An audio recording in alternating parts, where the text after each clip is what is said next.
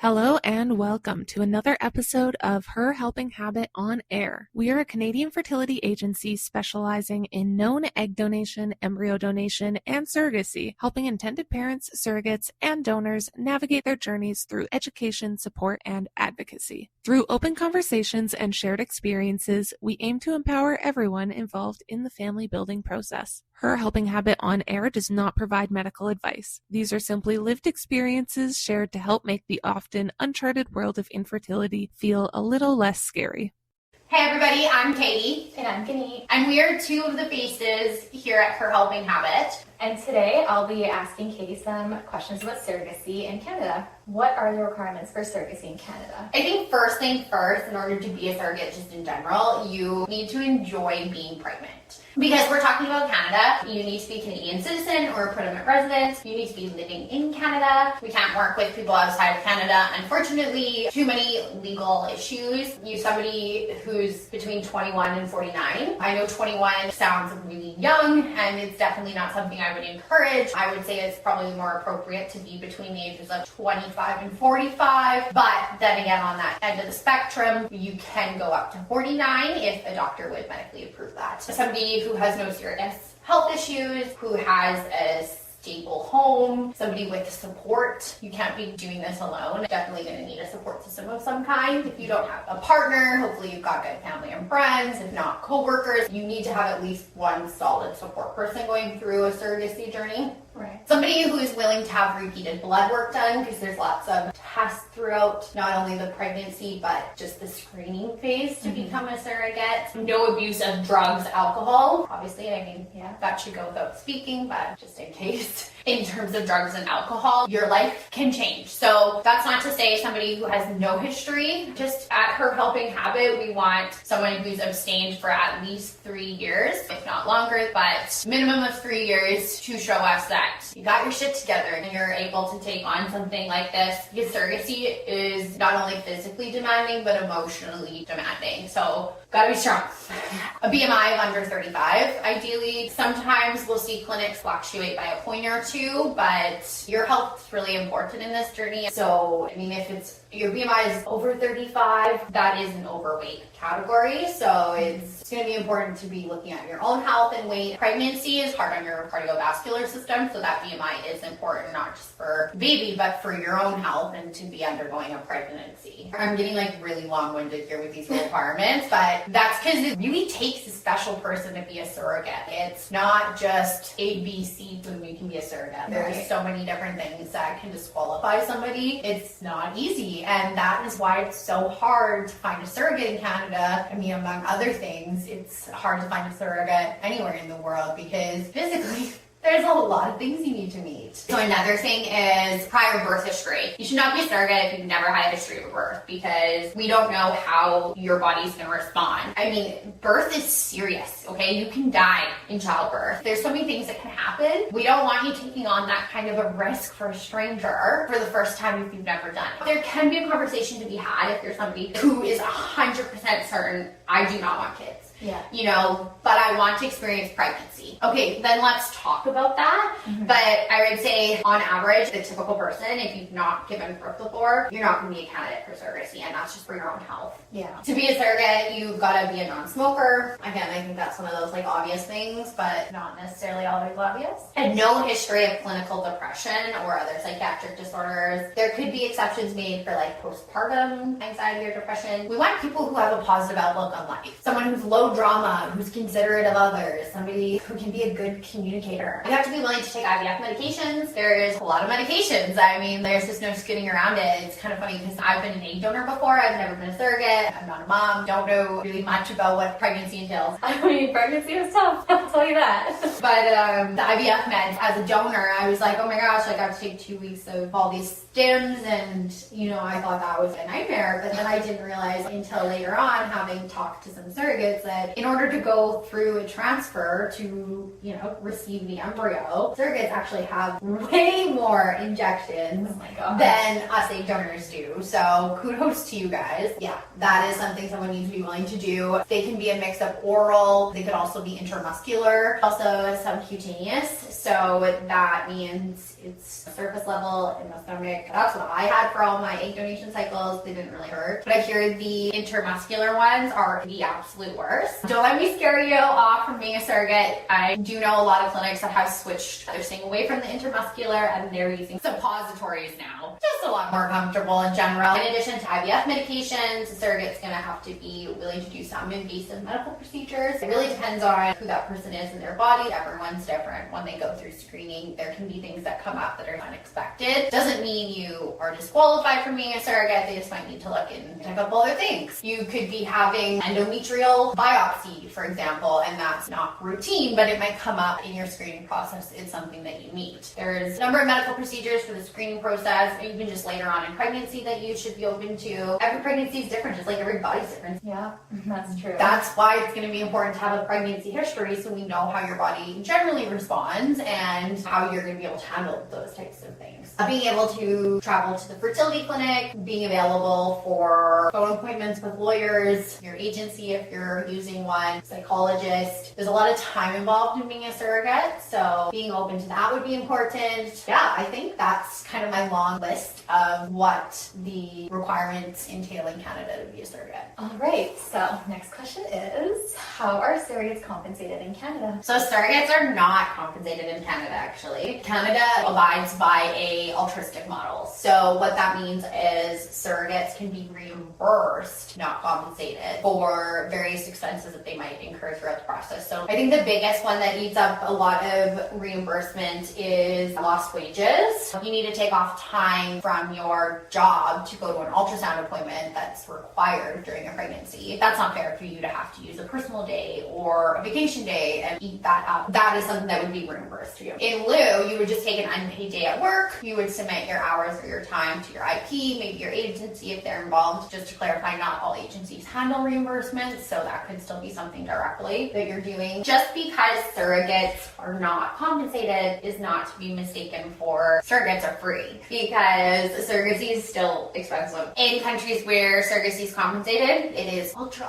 expensive, but in Canada, surrogacy is still expensive. You're looking at anywhere from $70,000 to $100,000 plus dollars to pursue a surrogacy journey in Canada. And that's where we're not compensated, because there's still so many things that come up. Like, it shouldn't be a hit to me if I'm a surrogate. They're reimbursable items. So some things that could be reimbursed in Canada, for example, are lost wages, childcare, maternity clothing, anything health and fitness related, so like a gym membership, acupuncture appointments, massage therapy, animal care, housekeeping, snow shoveling service if you live in Canada in a freezing cold area that gets 10 feet of snow or more on a regular basis. You don't want to be out there shoveling when you're pregnant, okay? Groceries, that's a really good expense. You're eating more when you're pregnant, so your grocery expenses can be written off for yourself and your family a lot of the time. It's just too tedious to take your receipt and percentage it up. How much am I as the surrogate eating out of my entire family? I know there's some people who maybe want to do it that way and each to their own, but in my opinion, no,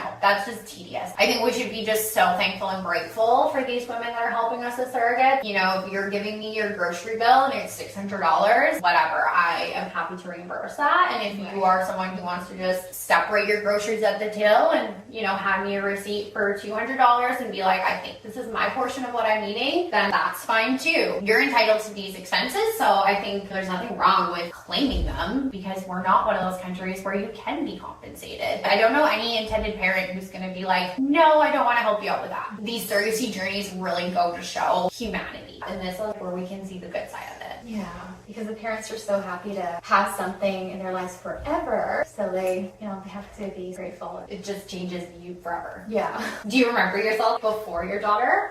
It's so hard to remember who I was before her, but I'm always so thankful to have her in my life, because ever since I've had her, not a day has gone by where I don't smile or laugh. Aww. Because of her. Yeah, see, and that's the thing. I've been a nanny, I still continue to part-time to do some nannying, because kids make me so happy, and the joy and the laughter. Yeah, you're right. It's hard to be sad around a kid. Yeah. So that's why we do do what we do here too. We just want to make people happy, and those people who really deserve to be parents.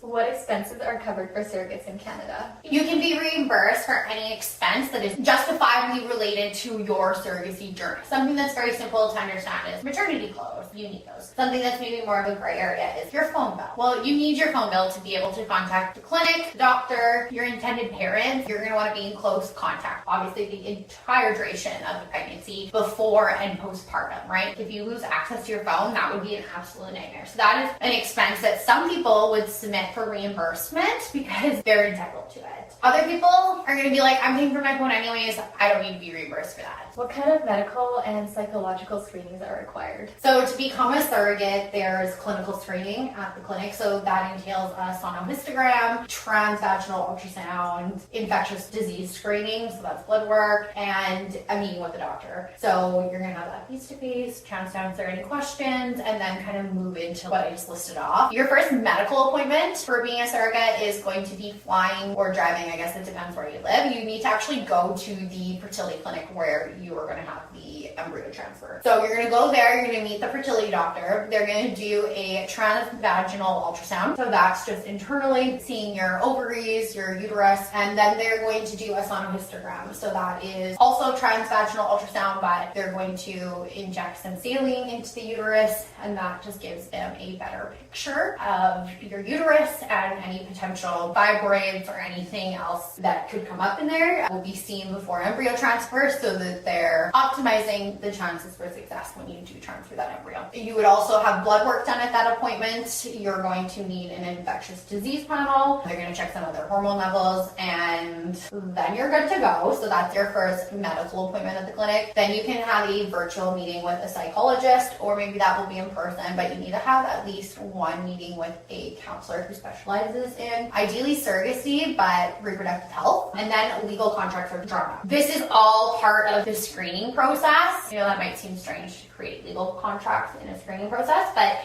really what you're doing is laying the foundation for a great surrogacy journey. So you meet with a lawyer independently as IPs. As a surrogate, you'll have your own independent fertility lawyer as well. And just make sure you guys are all on the same page. Everything's drawn up. It's legal. For when baby comes, there's no parental disagreements. Once the second legal appointments are done, there will be clearance letters from both those professionals sent to the clinic. So now you've done the clinic screening, you've done site screening, and you've done legal. And then you can continue to move on to embryo transfer and get that all scheduled with the clinic, and you're off to become a surrogate. Okay, so we've just paused our coffee chat for a second because we wanted to clarify the surrogacy medical screening process, and I came across this video that Dr. Victory did on YouTube, and absolutely, we love Dr. Victory at Her Helping Habit, and he is a little bit of a YouTube star. I'm just in awe of surrogates and what they go through to be a surrogate. I'm watching this video and all I can think to myself is like, whoo, like I'm getting a little wheezy and my vaginal area as he's doing this exam. And I'm like, oh my gosh, I don't know if I could do this. I don't know if I could be a surrogate. And then in the back of my head, I'm like, well, you haven't had kids yet. This is probably nothing like having kids. No. And then I'm looking at her face and I'm like,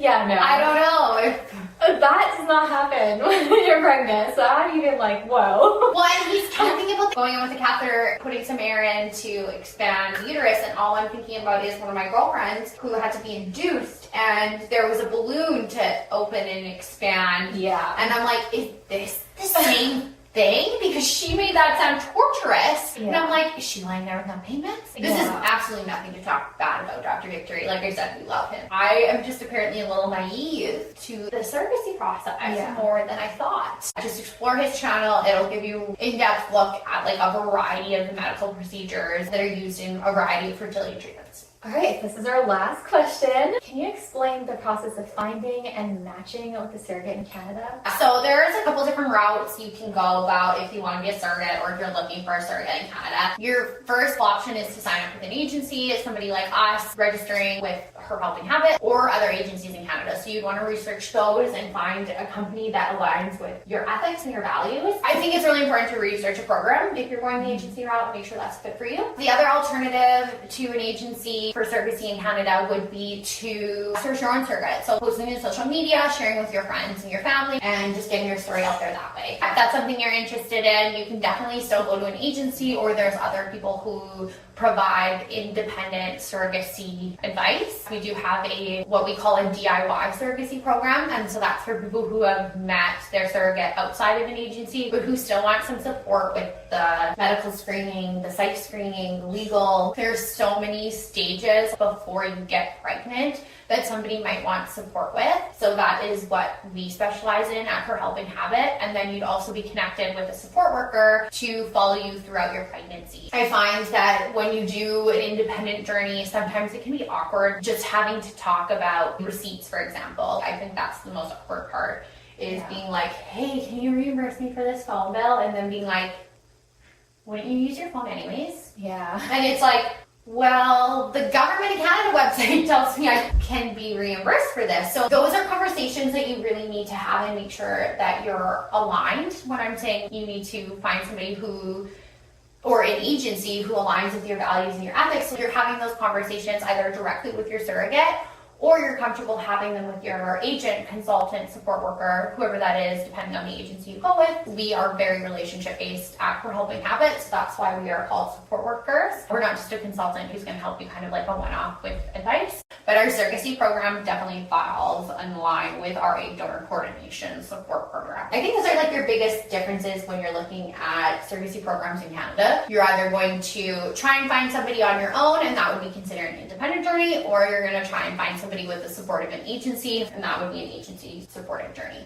All right, thank you, Katie, for answering those questions, and thank you, everybody, for watching this video. If you'd like to connect with us or have questions about known egg donation, embryo donation, surrogacy, becoming a parent, or exploring whether becoming a surrogate or donor is right for you, you can find us online at Her Helping Habit or email us at info@herhelpinghabit.com. We're passionate about educating and supporting all parties throughout the journey, and you can also book a free consultation with one of our coordinators directly through our website. Thanks for listening, and we'll talk to you again soon on the next episode of Her Helping Habit on Air.